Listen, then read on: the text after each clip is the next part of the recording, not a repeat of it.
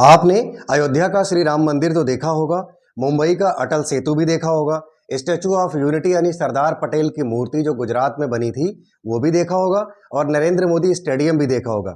लेकिन आपने इन सभी ऐतिहासिक जगहों को देखने वाली, बनाने लायक मजदूरों की कंपनी के मालिक का घटिया और शर्मनाक और विवादित बयान शायद न सुना हो। मैं बताता हूं। इन चारों जगहों के जिनके मैंने नाम लिए हैं, इनको बनाने वाली कंपनी है लॉर्सन एंड ट्यूब्रो, जिसको शॉर्ट में LNT बोलते हैं, और इनके मालिक का नाम है, इनके चेयरमैन का नाम है SN सुब्रमण्यम, जिनकी उम्र 64 वर्ष है। इन्होंने अभी हालिया एक घटिया बयान दिया है, एक विवादित बयान दिया है, और ये एक इंटरनल मीटिंग में अपने कर्मचारियों को संबोधित करते हुए कहते हैं कि मैं तब बहुत खुश होऊंगा जब आपसे रविवार को भी काम कराऊंगा, मुझे तब बहुत सुकून मिलेगा। और आप आखिर घर पर बैठे बैठे क्या करते हैं? संडे आप पूरा दिन घर पर बैठते हैं, कितनी देर आप अपनी पत्नी को निहारोगे और कितनी देर आपकी बीवी आपको निहारेगी? ये कहते हैं वो। इसका मतलब वो बिना छुट्टी के 7 दिन, हफ्ते के 7 दिन काम कराना चाहते हैं। हफ्ते के 90 घंटे आपसे वो काम कराना चाहते हैं, अपनी कंपनी के ग्रोथ के नाम पर, हिंदुस्तान की ग्रोथ के नाम पर। उनके अपने इस घटिया बयान पर अब बहुत सारी बातचीत शुरू हो गई है, सोशल मीडिया पर बहुत सारी मीम्स शुरू हो गए। लेकिन मीम्स बनाने वालों से मेरा यह कहना है कि मीम्स बना के आपका काम नहीं चलेगा। SN सुब्रमण्यम की सैलरी उनके अपने एम्प्लॉइज की तुलना में 534 गुना ज्यादा है, और उनके CEO की सैलरी एम्प्लॉइज की तुलना में 160 गुना ज्यादा है। और आप बैठकर मीम्स बनाते रहिए। प्राइवेट सेक्टर में काम कर रहे प्रत्येक कर्मचारी से मेरा यह कहना है कि आप मीम्स मत बनाइए, बल्कि इनके घटिया बयान पर आकलन कीजिए, मंथन कीजिए कि किसी भी एक कंपनी के मालिक का आपके प्रति क्या सोचना है। वो आपके मानसिक स्वास्थ्य का, आपके शारीरिक स्वास्थ्य का कितना चिंता करता है। हर साल मार्च अप्रैल में जब आपकी सैलरी में इजाफा होने की नौबत आती है, तो वो अपनी कंपनी के ग्रोथ पर आपको नेगेटिव डेटा दिखा देता है और आपको नए साल में मेहनत से काम करने का आदेश और सुझाव जारी कर देता है, और यह कहता है कि अगले साल अगर आप इतना अचीव करेंगे और हम और आप मिलकर के इतना अचीव करेंगे तो आपकी सैलरी में, आपके इंसेंटिव्स में इतना इजाफा हो जाएगा। लेकिन कभी वो पूरा नहीं हो पाता है।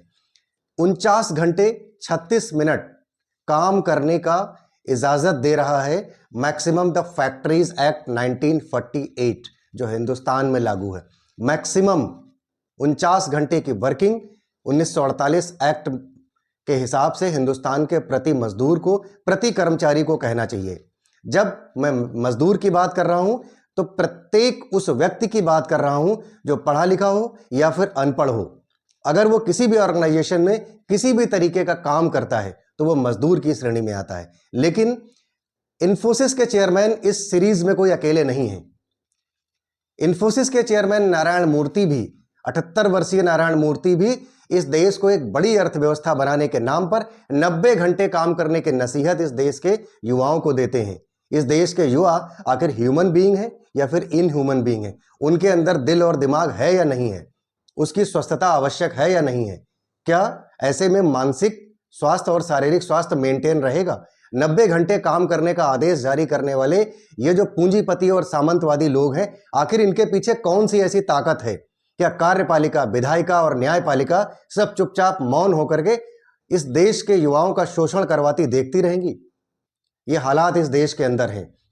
जिन देशों की GDP की तुलना हमारे देश की सरकार भी करती है और हमारे देश के पूंजीपति भी करते हैं, उन देशों की अगर बात करी जाए तो अमेरिका में सिर्फ 50 घंटे मैक्सिमम काम करने की इजाजत सरकार और न्यायालय देता है।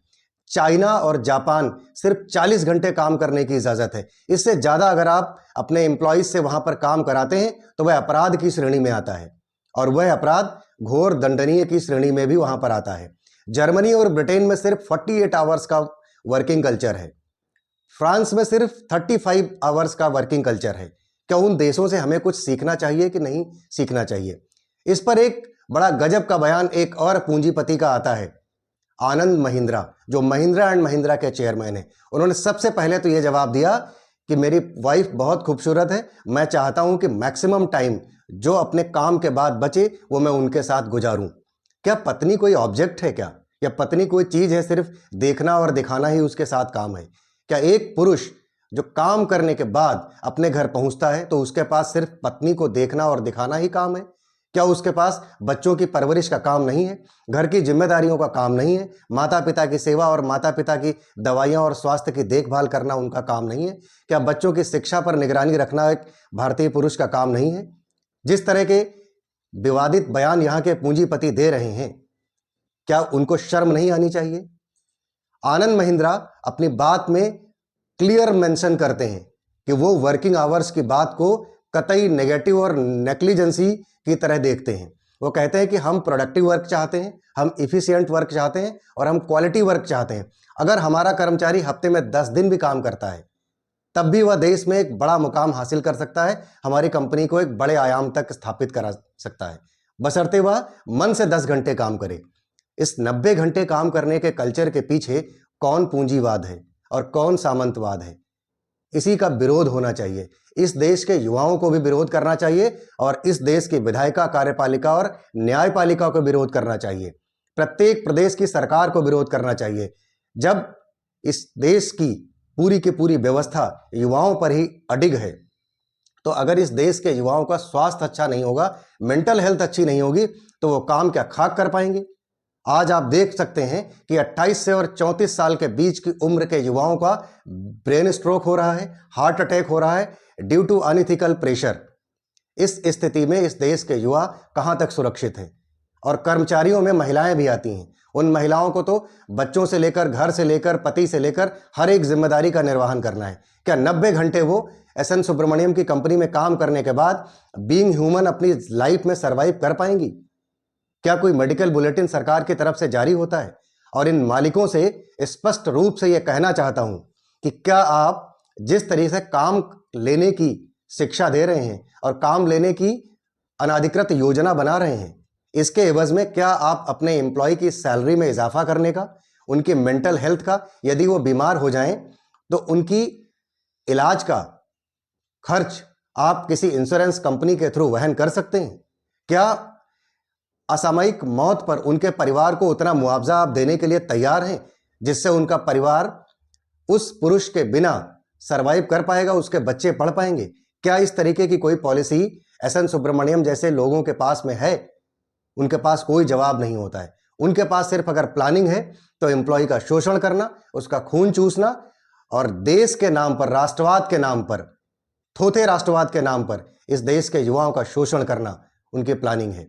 मेरे अपने विचार से इस तरीके के विवाद की, बयान की पूरी भर्त्सना, निंदा की जानी चाहिए। आप इस विषय पर क्या सोचते हैं? अपनी राय हमारे वीडियो के कमेंट सेक्शन में जरूर दीजिए। और अब तक अगर आप हमारे चैनल को सब्सक्राइब नहीं कर चुके हैं तो आप हमारा चैनल जरूर सब्सक्राइब कीजिए, बेल आइकॉन जरूर प्रेस कीजिए ताकि आपको नोटिफिकेशन भी प्राप्त होते रहें। धन्यवाद। जय हिंद, जय भारत।